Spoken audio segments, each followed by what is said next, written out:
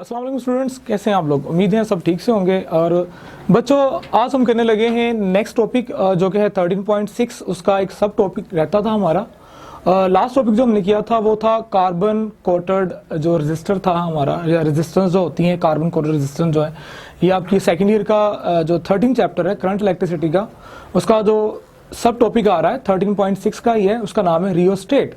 जी बच्चों, रियोस्टेट जो है एक ऐसी डिवाइस है, इलेक्ट्रिकल डिवाइस है, एक कह लें कि ऐसा कंपोनेंट है हमारा इलेक्ट्रिकल सर्किट्स के अंदर कि जिसको हम जो है दो तरीकों से इस्तेमाल कर सकते हैं, और ये हर जगह पे इस्तेमाल होता है और इसके बहुत सारे फायदे भी हैं।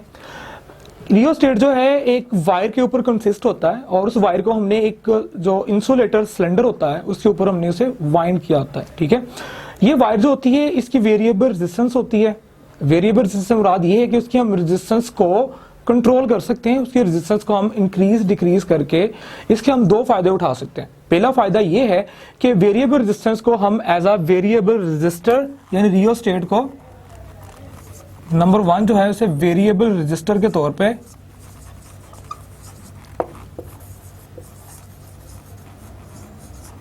वेरिएबल रेजिस्टर के तौर पे इस्तेमाल कर सकते हैं। वेरिएबल रेजिस्टर के तौर पे इस्तेमाल करने से मुराद क्या है? वेरिएबल रेजिस्टर को के तौर पे रियोस्टेट को हम क्या इस्तेमाल करते हैं कि जब हम किसी भी इलेक्ट्रिकल सर्किट में रेजिस्टेंस को इंक्रीज या डिक्रीज करते हैं तो आपको पता है कि करंट जो है वो इंक्रीज या डिक्रीज होता है according to Ohm law, V is equal to I R. ठीक है, यहां से जो है R जो है वो इक्वल आ जाता है V ओवर I। V तो हमारे पास वो पोटेंशियल डिफरेंस होता है जो कि एक सर्किट के क्रॉस जो है डेवलप होता है। ये इसकी वैल्यू डिपेंड कर रही होती है हमारी जो सोर्स होता है, इलेक्ट्रिकल सोर्स, बैटरी वगैरह, उस पर डिपेंड कर रही होती है। ठीक है, तो ये तो हमारे पास आ जाता है जी, कांस्टेंट कर लें आप इसे, या इसकी वैल्यू भी R पे डिपेंड करेगी, देखेंगे हम। तो करंट जो है हमारे पास इनवर्सली आ जाता है किसके? रेजिस्टेंस के। यानी कि जितनी रेजिस्टेंस आपके इलेक्ट्रिकल सर्किट के अंदर ज्यादा होगी उसमें से उतना ही करंट कम फ्लो करेगा। ठीक है, और जितनी रेजिस्टेंस कम होगी उतना ही करंट क्या करेगा? कम फ्लो करेगा। अगर रेजिस्टेंस कम होगी तो करंट ज्यादा फ्लो करेगा। अच्छा, रियोस्टेट की डायग्राम मैंने भी यहाँ पे ड्रॉ की हुई है। ये वही डायग्राम है जो कि आपकी टेक्स्ट बुक के अंदर ड्रॉ है। तो वेरिएबल रेजिस्टेंस जो होता है यानी कि रियोस्टेट को वेरिएबल रेजिस्टर के तौर पर कैसे यूज करते हैं? हमारे पास जो रियोस्टेट है, जैसे मैंने बताया कि ये एक वेरिएबल वायर रेजिस्टेंस होती है, या एक ऐसी वायर जिसको हमने एक सिलेंड्रिकल इंसुलेटर सिलेंडर के ऊपर वाउंड किया होता है, और इसकी रेजिस्टेंस जो होती है वो होती है क्या? वेरिएबल होती है। और ये वायर जो है बच्चों मैगनीन वायर होती है।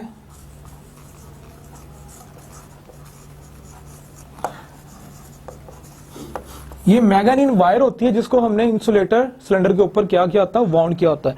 ये मैगनीन वायर जो है ये एक अलॉय है। अलॉय है डिफरेंट जो मेटल्स हैं। ठीक है, इसके अंदर जो है, इस अलॉय के अंदर बच्चों 64% जो है वो कॉपर होता है। ठीक है, इसके अंदर जो है 4% निकल होता है।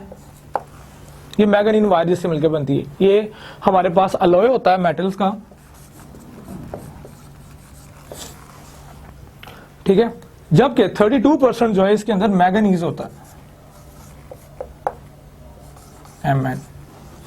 तो इन तीन मेटल्स के मिक्सचर को हम नाम देते हैं मैगनीन वायर का। जिन तीनों को मिला के एक अलॉय बना के, ठीक है, उसको फिर उसकी डक्टिलिटी के लिहाज से उसको एक्सटेंड किया जाता है, तो हमें एक वायर मिलती है, उसका नाम देते हैं मैगनीन वायर, और जिसको हम एज अ रियोस्टेट के तौर पे यूज करते हैं। रियोस्टेट के अंदर बच्चों 3 टर्मिनल्स होते हैं। पहला 2 टर्मिनल जो होते हैं वो फिक्स टर्मिनल्स होते हैं रियोस्टेट के, टर्मिनल ए और टर्मिनल हमारे पास कौन सा? बी। जबकि थर्ड टर्मिनल जो है ये वेरिएबल टर्मिनल होता है, स्लाइडिंग टर्मिनल होता है। ठीक है, जिसको यूज करके हम इसकी रेजिस्टेंस को कम या ज्यादा करते हैं। चलो देखते हैं कि वेरिएबल रेजिस्टर के तौर पे हम इसे कैसे इस्तेमाल करते हैं रियोस्टेट को। तो रियोस्टेट को जो है, जैसे कि मैंने बताया कि हम इसको करंट कंट्रोलिंग डिवाइस के तौर पे भी यूज कर सकते हैं कि अगर रेजिस्टेंस बढ़ा दी जाए तो करंट क्या हो जाएगा? कम हो जाएगा। ठीक है, अगर रेजिस्टेंस कम कर दी जाए तो करंट क्या हो जाएगा? ज्यादा हो जाएगा। यानी कि हम रेजिस्टेंस जो है इलेक्ट्रिकल सर्किट की कम या ज्यादा कर सकते हैं। वो कैसे करेंगे? हम इसमें इन दो एंड में से, फिक्स एंड में से एक एंड को हम फिक्स कर लेते हैं, जैसे कि यूज कर लेते हैं, जैसा कि टर्मिनल ए को फॉर एग्जांपल जो है हमने यूज किया है।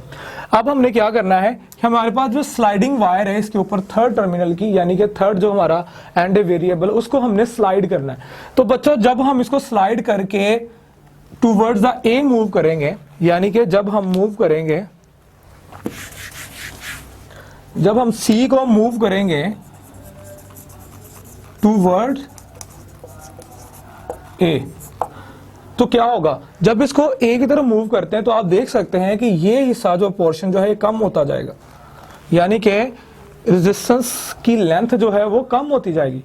जब रेजिस्टेंस की लेंथ कम होगी, आर जो है डिक्रीज करेगी, तो आपको पता है कि हमारे पास जो रेजिस्टेंस होती है वो डायरेक्टली प्रोपोर्शनल होती है किसके, लेंथ के।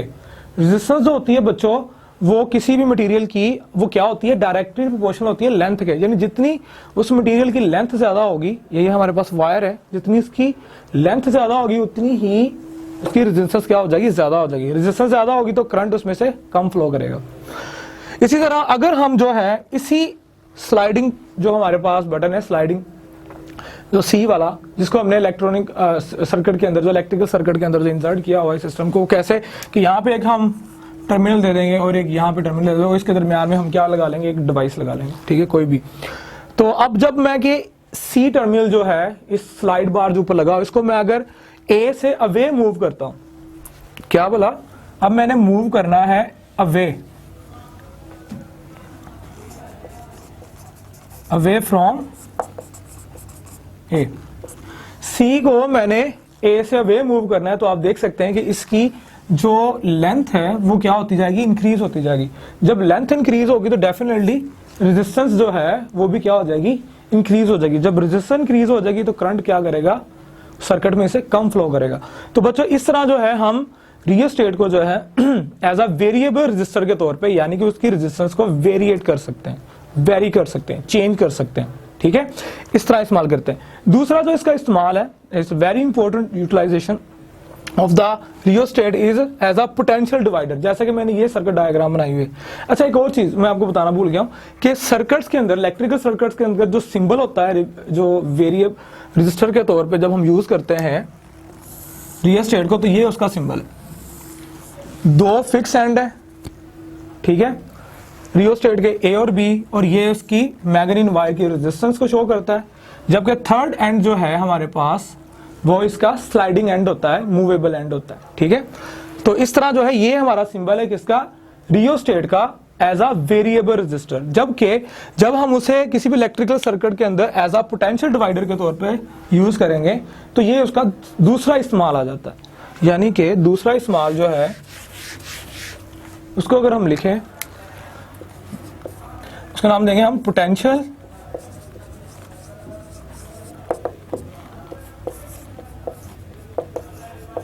डिवाइडर का। जी, रियोस्टेट को हम एज अ पोटेंशियल डिवाइडर भी यूज करते हैं। कैसे यूज करते हैं, हमें पता है कि V is equal to I into R, ये तो आप लोगों को पता ही है, ओहम्स लॉ, ठीक है, कि V किसके इक्वल होता है, I ओवर R के। जबकि I जो है यहां पे हमारे पास कैसे आ जाएगा, V ओवर R, इस इक्वेशन ए कह लें। अब यहां पे हमने क्या किया है, हमने एक इलेक्ट्रिकल सर्किट लिया है, उसके अक्रॉस हमने एक सोर्स यूज किया है, बैटरी से कह लें, ठीक है, ये बैटरी सोर्स जो है हमने यूज किया हुआ है।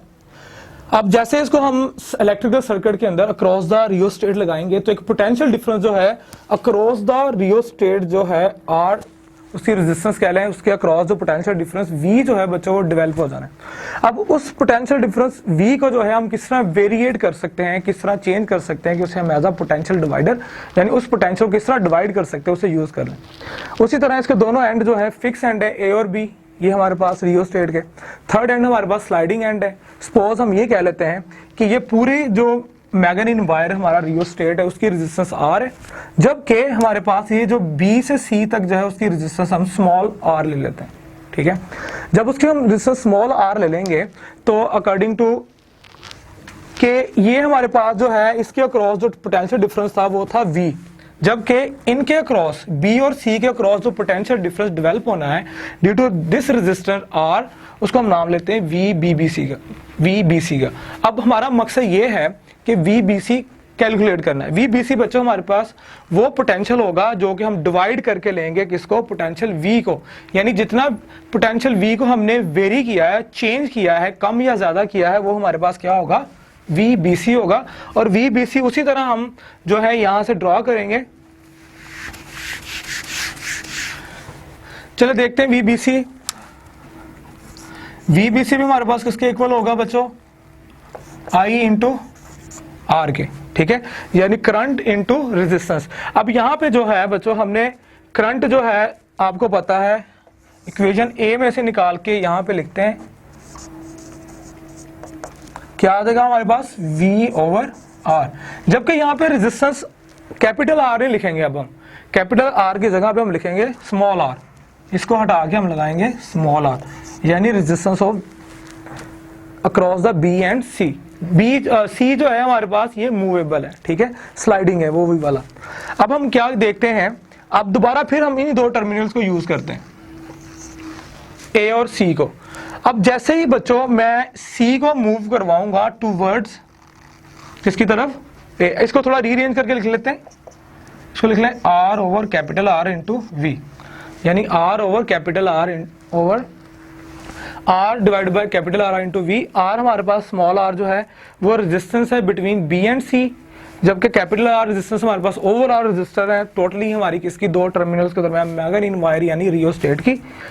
तो V हमारे पास वो पोटेंशियल डिफरेंस है जो कि इसके अक्रॉस डेवलप हुआ ड्यू टू दिस सोर्स, जबकि VBC हमने फाइंड आउट करना है जिसको हमने चेंज करके पोटेंशियल डिवाइडर के तौर पे लेना है। अब बच्चों आप देख सकते हो कि VBC की वैल्यू जो है वो डिपेंड करती है किसके ऊपर, R के ऊपर, स्मॉल r के ऊपर। जितना स्मॉल r ज्यादा होता जाएगा, इसका क्या मतलब है, स्मॉल r ज्यादा होगा तो क्या होता जाएगा, हमारा VBC भी ज्यादा होता जाएगा, ठीक है, यानी हमारा जो पोटेंशियल डिवाइडर है वो भी, उसकी वैल्यू भी क्या होती जाएगी, ज्यादा होती जाएगी। जितनी R की वैल्यू कम होती जाएगी उतनी ही VBC भी हमारा क्या हो जाएगा, कम हो जाएगा। अब आप देख सकते हैं यहाँ पे कि जब मैं C टर्मिनल को इसको मूव करूंगा टूवर्ड्स A, जब A की तरफ मूव करूंगा तो ये R जो है ये बढ़ता जाना है, इस स्मॉल r की वैल्यू क्या होती जानी है, बढ़ती जानी है। ये जब बढ़ेगी तो VBC भी क्या हो जाएगा, डेफिनेटली इंक्रीज करेगा। इसी तरह अगर मैं C टर्मिनल जो वेरिएबल टर्मिनल है, स्लाइडिंग टर्मिनल जो मेरा है, इसको अगर मैं मूव करूंगा टूवर्ड्स किसकी तरफ, B, तो R की वैल्यू क्या होनी है, कम होनी है।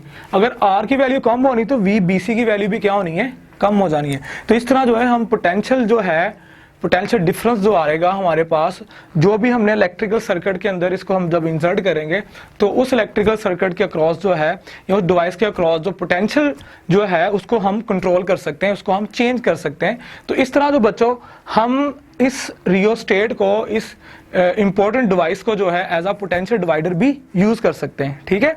करना ये होता है कि ये C जो है इसको ही हमने चेंज करना होता है, यानी कि C स्लाइड करता है टूवर्ड्स A और टूवर्ड्स B, यानी जो फिक्स, दोनों फिक्स एंड में से जो आप यूज कर रहे हो उसके लिहाज से आगे पीछे जब इसे मूव करेंगे तो इसको एज अ वेरिएबल रजिस्टर भी और एज अ पोटेंशियल डिवाइडर भी हम इसे यूज कर सकते हैं।